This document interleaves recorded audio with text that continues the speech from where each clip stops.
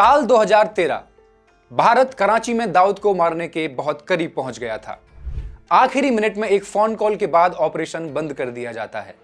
लगभग 10 साल पहले भारत देश के मोस्ट वांटेड आतंकवादी और 1993 के मुंबई सीरियल बॉम्ब ब्लास्ट के आरोपी दाऊद इब्राहिम को खत्म करने के बहुत करीब पहुंच गया था, जिसे पाकिस्तान द्वारा बचाया जा रहा था। भारतीय कमांडो की एक टीम ने दाऊद का शिकार करने के लिए पाकिस्तान में घुसपैठ की थी और वे बेहद गुप्त ऑपरेशन को अंजाम देने के लिए तैयार थे।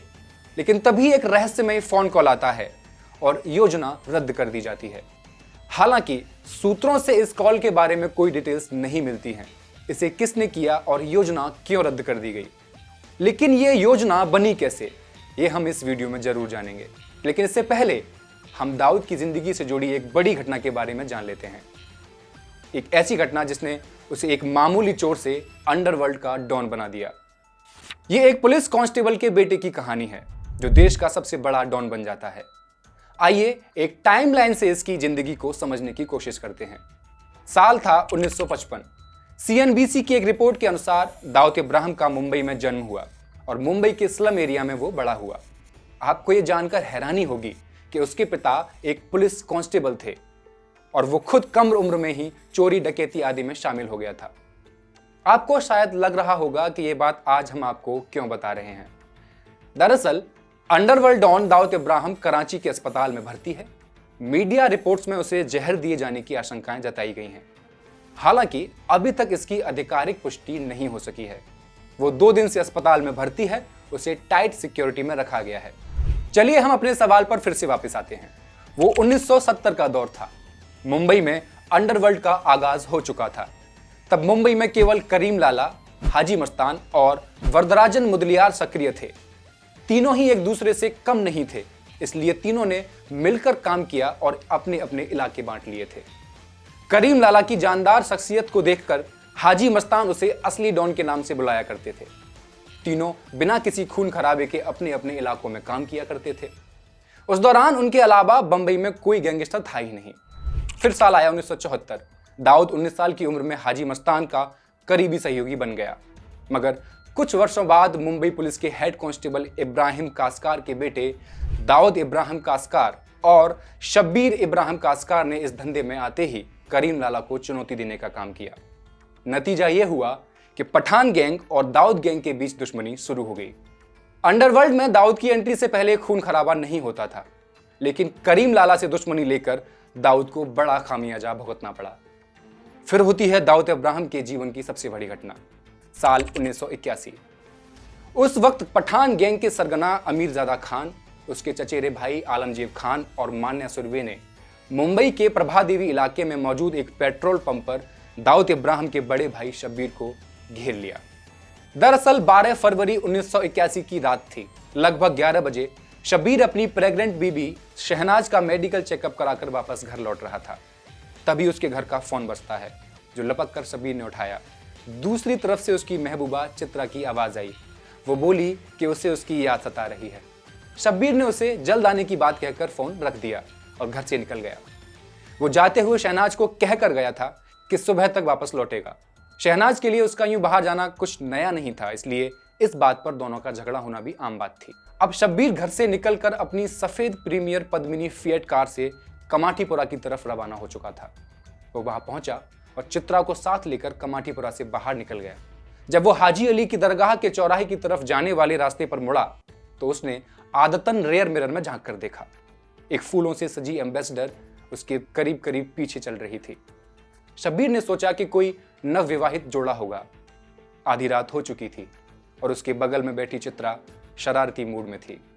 तभी उसका ध्यान गाड़ी के फ्यूल मीटर पर गया। पेट्रोल खत्म होने वाला था, मगर वहां आसपास कोई पेट्रोल पंप था ही नहीं। तभी वो कुछ किलोमीटर दूर प्रभावती इलाके की तरफ बढ़ने लगा, जहां एक पेट्रोल पंप था। फूलों से सजी एम्बेसडर कार अभी भी उसके पीछे थी। उसे लगा कि वो शहर से बाहर जाने के लिए इस रास्ते पर आए हैं। मगर जैसे ही शब्बीर ने कार ले जाकर पेट्रोल पंप पर रोकी, तभी वो एम्बेसडर कार ठीक पीछे उसके आकर रुक गई, जो एक प्लान का हिस्सा था। कार में सवार अमीरजादा खान, आलमगीर खान और मनोहर सुरवे उर्फ मान्या सुरवे समेत 5 लोग हाथ में पिस्तौल और तेज धार हथियार लेकर बाहर निकल आए। ये देखकर शब्बीर घबरा गया। उसने फौरन चित्रा को गाड़ी से उतारा और डैशबोर्ड से अपनी पिस्तौल निकालने के लिए झुका, मगर तब तक देर हो चुकी थी। सभी हमलावरों ने मिलकर उस पर हमला कर दिया। कार का अगला शीशा चकनाचूर हो गया और कई गोलियां एक साथ शब्बीर के जिस्म में समा गईं। यह खौफनाक हमला देखकर पेट्रोल पंप के कर्मचारी और चित्रा सहम गए। चित्रा चीख चीख कर मदद की गुहार लगाती रही, लेकिन कोई बचाने नहीं आया। कार की अगली शीट शब्बीर के खून से रंग चुकी थी। अब शब्बीर मर चुका था। साल 1984। फिर दाऊद और भी खतरनाक हो गया। 3 साल की अवधि में दाऊद ने अपने भाई की हत्या में शामिल सभी तीनों हत्यारों को मौत के घाट उतार दिया, जबकि मुंबई पुलिस ने दाऊद को मस्तान के खिलाफ कर दिया था और हिंसा के मामले इतने बढ़ गए कि पुलिस के लिए संभालना मुश्किल हो गया। इसके बाद 1984 में दाऊद पर हत्या का आरोप लगाया गया। कहा जाता है कि बाद में वो दुबई भाग गया, जहां वो व्हाइट हाउस नामक एक बंगले में रहा करता था। साथ ही दाऊद ने अपने घर में क्राइम के बड़े मास्टरमाइंड को बुलाया और छोटा राजन को अपनी डी कंपनी चलाने के लिए कहा। साल आता है 1991। जैसे ही भारत ने विदेशी देशों के लिए अपना बाजार खोला तो काला बाजारी का जमाना पुराना हो गया। धीरे धीरे मुंबई के डॉक पर दाऊद की खेप वाली जहाजों की संख्या कम होती गई। कहा जाता है कि उसी साल पुलिस और डी कंपनी के मेंबर्स में भारी गोलाबारी हुई। इसके बाद दाऊद कभी सामने नहीं आया। दिसंबर 1992 में बाबरी मस्जिद का विवादित ढांचा ढहा दिया गया था, जिसके बाद मुंबई में बड़े पैमाने पर दंगे हुए थे। 1993 में दाऊद इब्राहिम ने मुंबई सीरियल बॉम्ब ब्लास्ट करवाए। मुंबई में पहला धमाका स्टॉक एक्सचेंज की 28 मंजिला इमारत के बेसमेंट में हुआ था। घड़ी में 1:30 बजे थे। 50 लोग मारे गए थे।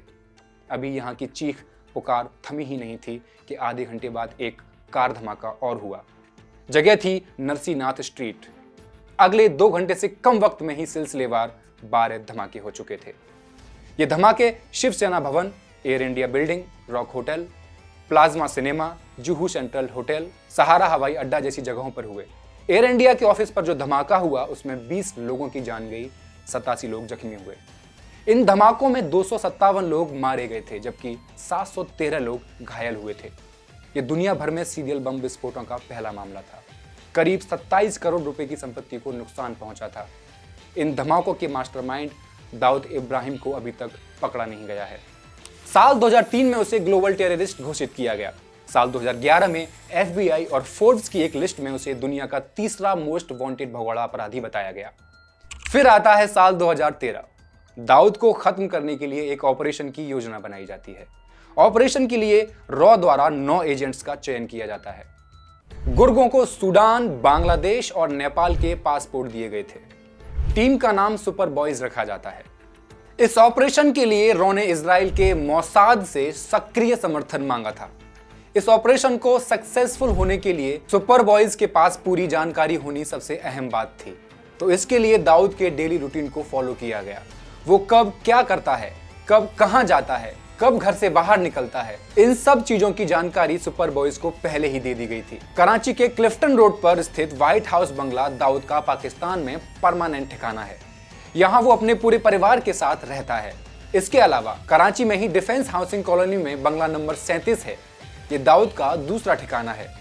नए खुलासे के मुताबिक दाऊद इब्राहिम अब कराची के डिफेंस एरिया में अब्दुल्ला गाजी बाबा दरगाह के पीछे रहीम फाकी के पास रहता है। जिस गली में उसका बंगला है वह कराची का नो ट्राईपास जोन है और उस पर पाकिस्तानी रेंजर्स का बड़ा पहरा है। सूत्र के मुताबिक दाऊद वर्षों से कराची में रह रहा है और हर दिन वो अपने क्लिफ्टन रोड स्थित घर से डिफेंस हाउसिंग सोसाइटी तक यात्रा करता है। यही मौका सुपर बॉयज ने उपयोग करने के लिए चुना। रास्ते में एक दरगाह को फांसी के स्थान के रूप में चुना गया।